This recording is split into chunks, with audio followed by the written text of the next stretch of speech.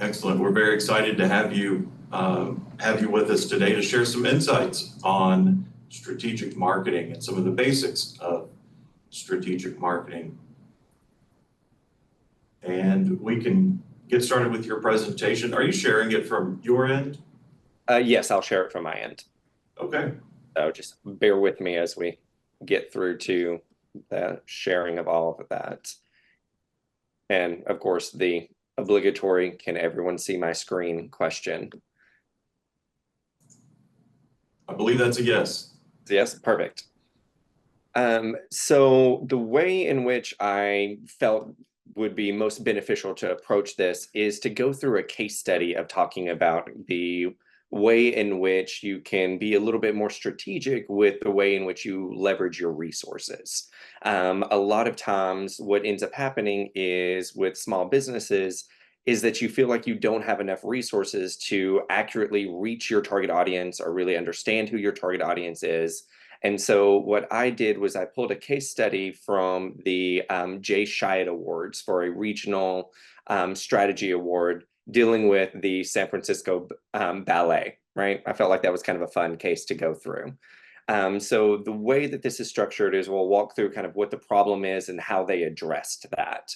So kind of the scene or the problem that they had was there was a global pandemic and they're a ballet company. And so how do you get people to still be interested in the ballet and how to kind of deal with those different elements, right? So there was zero revenue until December 2022, and tickets were much more expensive for alternative events. So even if you did want to go out and socialize and kind of recover from the pandemic and be a little bit more social, the ballet wasn't where people were flocking to. And so how do you kind of address that? And then the other problem that they felt was a little bit of an issue was that the Nutcracker was the season opener, and people viewed it as a little bit older and kind of boring, right? And is the way that they realized that their fans had thought about this. So the first thing that the ballet needed to understand was this notion of strategic development, right? Or the way we teach it at Texas State is account planning, or what your strategists do. Right? So before you can think about who exactly you're targeting and how you're going to reach them, you need to understand the overall goal of your campaign and your business, right?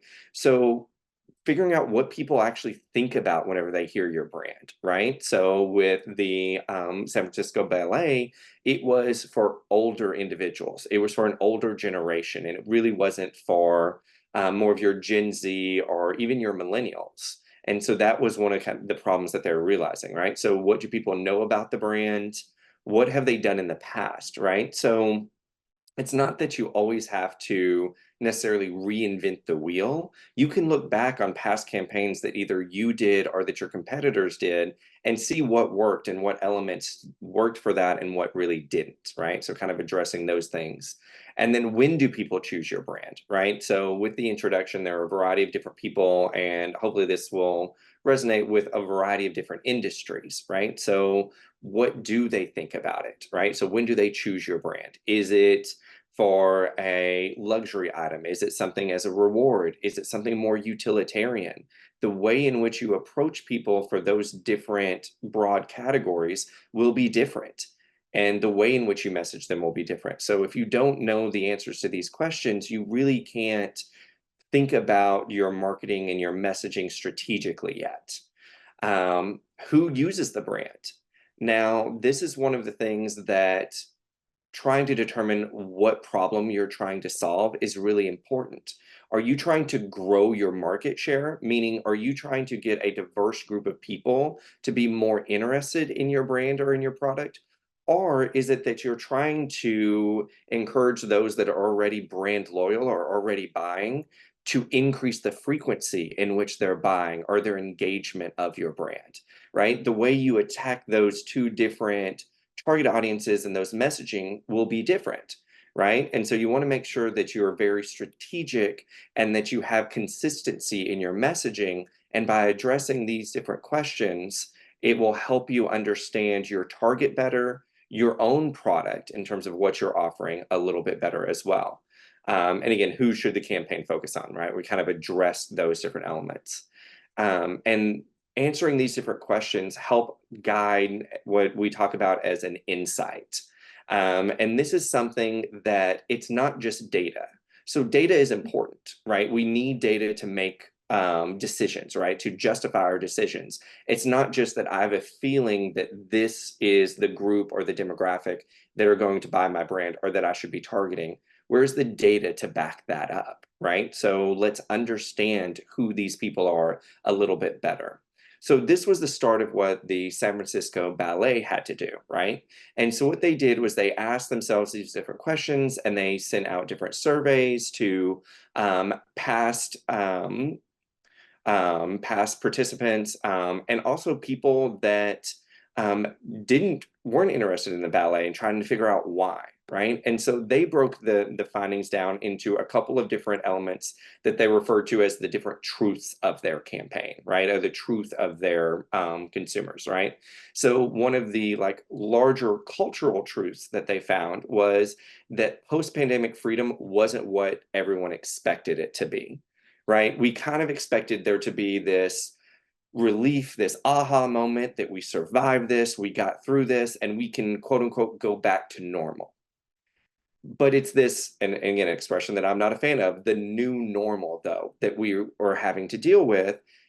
It hit the arts much harder than what we were expecting, right? And so there's no quick relief with inflation, the costs associated with it, the things that we used to enjoy, we don't do the same way anymore, right? And if we're trying to connect with people, we need to understand that there's that shift because our messaging should shift as well, right? So we have the cultural truth, and then there's the consumer truth, right? That their goal was to connect with individuals that were between 25 and 44, right? So they realized that their current audience was getting older and they were less willing to go to the ballet in a closed space right after the pandemic. So they needed to expand who they were focusing on. And by that, they expanded younger. But the way you message younger versus older, right, versus any different generation is going to be a little different. So we need to understand the consumer truth behind this. And what it was is younger generations are not as materialistic in the need to buy things.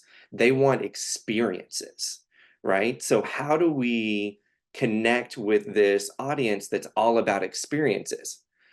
And what they found was ballet isn't an experience that younger generations even thought was relevant to them. It never even crossed their mind. So through their survey and through their different research, they found that only 5% felt that the ballet was for them, right? And so this is a very big barrier that we need to address, and shifting the mindset of this generation, right? Of the 25 to 44-year-olds, right? How do we make it more inclusive and more inviting and welcoming?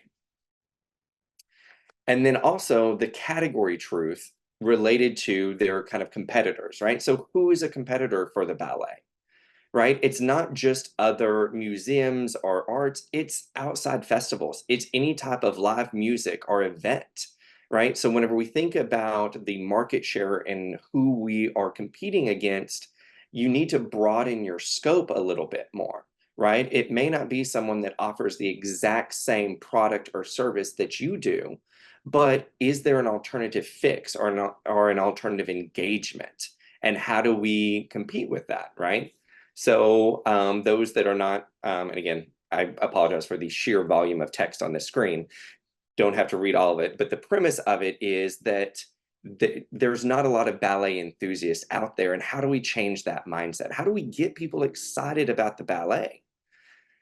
And then the last element is the brand truth, right? And we've kind of talked about this a little bit, that the Nutcracker is not just a ballet, it is more of this dramatic storyline associated with it, right? So we don't need to view it specifically as a staple of ballet, right? Where it is something where if you go to the ballet, that's one of the first ones that you think of. Think about it more of the story behind it. And how can we leverage what is unique to our brand, and in this case, a specific performance from the San Francisco Ballet, to really resonate and connect with these experience seekers, right? So we know that they want more of this engagement. So how do we leverage the fact that going to the ballet and specifically seeing the Nutcracker is actually an experience, right? So whenever we think about the strategy of messaging this, we then move on to kind of putting each of these different pieces together, right? So before we dive into, oh, I want to do this creative execution, or I need to run an ad on social, we need to ladder these things up, right? So you did all of this research. How do we boil it down into the nuts and bolts that we need to work through, right? So the problem, right, is that at a time when every dollar counts, there's social fun seekers, right? So these are the 25 to 44-year-olds that care about experiences and want to share it with others, right? So that's how we kind of describe our persona, right? That's our who that we're trying to connect with based on all of the other research that we did, right? They don't see the ballet as for them, are worthy of their hard-earned dollars, right? We can't change the fact that the product that we are offering is more expensive than alternatives, but how do we convey the value add to it? How can we make sure that we convey that what we offer is worth that extra expense, right? And then the insight from their research was that the greatest art forms actually transcend their medium, right? So it's not just the ballet. It is this exciting and dynamic story that's being told through the art of ballet. So how can we convey that? And then the solution that they came up with in terms of their creative big idea behind it that they could rally around is it's bigger than ballet, it's a blockbuster, right? So it's connecting back to this sense of we don't really go to the movies as much as we did pre-pandemic. And how can we get that excitement of a new movie release and those different elements, right? And so then we talk about developing the creative, right? How are we going to convey our messages, right? And so if we're trying to expand it beyond just the medium or the ballet itself and talk about how this story is being told, think about the different creative executions that you can do that, right? And how do we leverage those insights about experiences and about connecting to our audience in a way that resonates to our consumer, right? That they actually engage in and is a slightly innovative way of doing that, right? The ballet has been around for a really long time. I did not research when the first ballet was performed, but it was long ago. So how do we then make that exciting? And once we are thinking about the creative executions, you need to think about media, right? How do we convey this? It's not just that you have this really brilliant execution, but where should it be placed so that it connects with our audience, right? So who exactly are we wanting to see this, right? Yes, we are saying that it's these social fun seekers, but where do they live? What do they do? We know that younger generations are, and younger audiences are on social, but that's also a saturated market. And how do we make sure that they can actually connect with that, right? So, and is it something that is shareable, right? Does it connect with them enough in either using humor or emotion so that they are willing to share it with their friends and get it to a larger audience so that you're not relying solely on your media budget, right? On your marketing budget. You want to make sure that you get that kind of earned media where people are sharing and talking about it, right? So understanding when, where, and how they use these different outlets, right? And again, with San Francisco, there's a lot of public transportation. So maybe we think about more of these out-of-home spots, right? And what media does your consumer actually use, right? Are they on TikTok? Are they on Instagram? Are they on X? And do those platforms connect with you as a brand? Do you feel comfortable using those platforms, right? Because it also needs to be something that relates back to your brand and your values. Because yes, you want to increase revenue or consumption of it, but it's more about building a relationship with them, right? And making sure that it's not transactional to where, yes, we get them to buy a ticket. How do we build that relationship so that they think about us as a special event, or they think about us the next time X, Y, and Z problem arises, right? We want to connect with them. And so we get to what the ballet actually did, right? So the story that they told, right? So they're trying to get social fun seekers looking for memorable experiences, right? So that deals with kind of the problem we're trying to solve, right? These are our target audience. And what about them, right? So who don't think ballet is for them and question whether it's worth the money, right? We need to make sure that we can convey that value add and making sure that it gets to get them to believe that the ballet's Nutcracker is a cultural must-see with much more to offer them than just ballet. Again, it goes beyond the product itself to that value add. How do we convey that? And then we do this by, right? So this is kind of the strategy behind it, demonstrating that the Nutcracker is ballet that is blockbuster in nature, right? It's an iconic experience filled with drama, music, dance, and more, right? It's not this misperception of a stodgy, only for those in black tie and not for everyone, right? So making it more relatable to that. And if we look at some of the different creative that they did, is they went with more of this blockbuster poster, like movie release poster aesthetic, and kind of highlighting the different aspects of it, right? So when a party ends, the battle begins, right? Reserve the edge of your seat now, right? So this notion of you're going to be sitting on the edge of your seat and that excitement that it is blockbuster, right? It's an engagement. And they did it in out of home in terms of transportation, as well as through social and music as well, right? They did a couple of different things through Spotify. And the way in which we kind of measure the success of it, right? So again, you can tell this really great story, but how does that translate into the bottom line of it, right? So they had the highest ticket sales in the history of the San Francisco Ballet. They attracted 58% new to the ballet attendees, right? So they did break through and reach a new audience. They surpassed last year's ticket sales by 5%. Reversing the 2 years pre-pandemic where there were decline in sales, right? So they reached a new audience, they got them engaged with it. They also did such a good job of conveying the value add, and this is probably one of my favorite stats of this, is that they improved the average ticket price by 18%, right? So they conveyed the value of it to such an extent that people were willing to buy better seats and want to be, again, at the edge of their seats and engage that. It inspired 75,000 in media tribute donations. It generated a return on ad spend of 635%. So the money that they spent on advertising, they got that back over sixfold.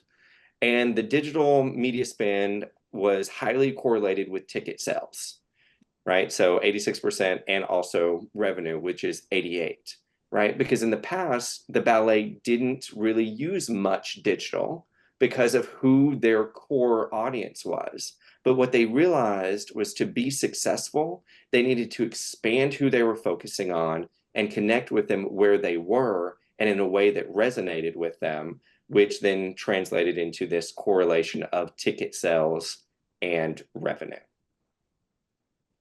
And so that is what I have for y'all in terms of kind of a quick rundown of making sure that you put strategy before spending so that you really understand who your audience is, where to connect with them, making sure that it is a relational approach instead of transaction.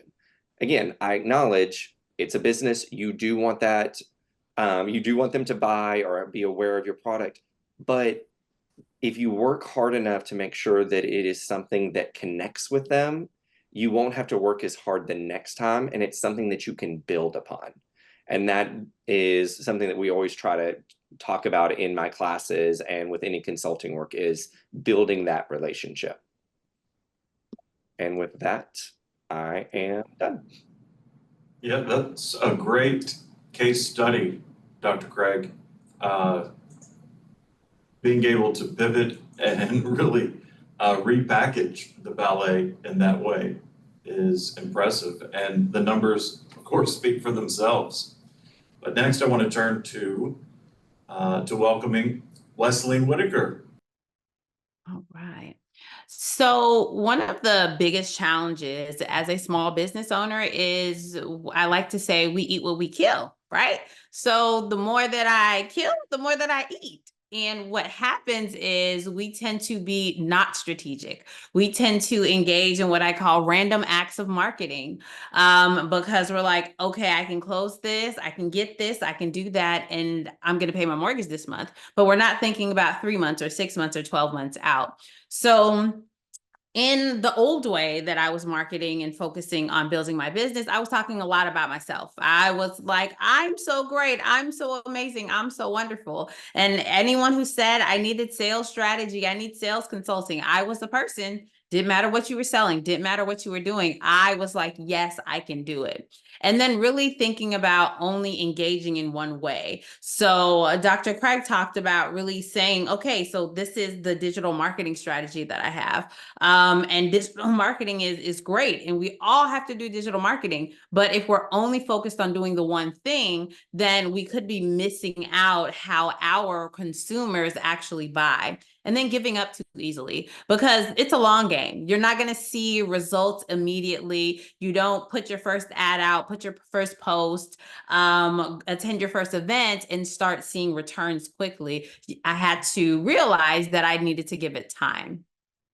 So I really decided to come up with a strategy, and that strategy eradicated random acts of marketing. One of the things that is really, really important is I had to identify who my ideal client was, and not just who that person was, but what are the problems that my ideal client is having? Because at the end of the day, your parents love you, your spouse loves you, but your prospective clients, they really don't care that much about you. They care about themselves. They are at the top of their mind, right? So what are their problems? What are the things they're trying to solve? And the hardest part about this is the things that your ideal client are trying to solve may not be the solutions that you offer directly. But when you step into their world, what you're doing is you are showing them that you are the expert and that you can really understand them. And then I talk about this niching until it hurts. That means being the big fish in the smallest sea. So if you are in a place where, so specifically for me, I'm a recovering chemist. So I started my career in the petrochemical industry, and I moved into sales and sales leadership. And now that's what I do. I work with organizations and help them with their sales strategy. And I was like, oh, I can teach anybody how to sell, but I really can't, because it's different. Selling a $5 ice cream is very different than selling a $100,000 piece of equipment. So I had to figure out where's my brilliant difference? Where is the place that I really can tap into and focus on? And I created what I call this 3 pillars of prospecting. I have a worksheet that I'll drop in the chat for you guys if you want to fill it out also. But what that is I focused on 3 strategic areas. So the first area is networking. And in networking, that means I go where my ideal client is, or I go where referral partners for my ideal client are. So I network in those places, and that's online, that's offline, but that's really getting out of my bubble, getting out of my office, getting out of my environment and talking to people, educating. The second way of really focusing on that top of funnel building is writing case studies, is writing content, is doing lunch and learns, doing webinars. And then that last piece is where we usually fall into most of the time, is the directed methods, right? So those are digital, those are mailers, those are social media engagement. But we have to ensure that we're in all of those buckets at each given time. And sometimes they cross, because you can be on social media doing organic content, like writing posts. At the same time, you're networking with other people that are on there. But I think the real key is making sure that you are diverse in how you're marketing. If you are only doing one thing and you're like, it's not working, it's because you're putting all of your eggs in one basket. And specifically for me, this came true. So during the pandemic, I was doing a lot of networking in person and I couldn't go anywhere anymore. So I had to realize, like, okay, I have to change something. So I started networking online and I was still doing some educational events. So my pipeline never fell apart. And then don't give up. Realize that when you are in this space of doing the strategic marketing, you may run an ad to a person and they click on something and they get the first free downloadable, and then you send them an email, and then you send them 3 more emails, and then you connect with them in person at something else. It's really what we have to realize is it takes 12 to 15 touches. So 12 to 15 ways that somebody's interacting and engaging with your brand before they'll say, yes, I will buy from you. So really be intentional and don't give up easily. And so what are some of the results that I've achieved? Attracting my ideal client, really filling the top of the pipeline, right? Because the more in, the more out. And understanding that in being intentional, every single day I have 1 hour on my calendar and I call it my power hour, sales power hour, marketing power hour. And I am very intentional as a business owner to not get so deep into the weeds that I forget to fill the top of the funnel, that I forget to be strategic and think about how I can attract people, what I'm doing. And it's shown results in my revenue where I've grown 3x in 12 months. So that's a overview of what I did before, what I'm doing now, and some results. And anyone who would like to connect with me on LinkedIn, feel free. I'm just Wesleyne on LinkedIn, or you can scan the QR code.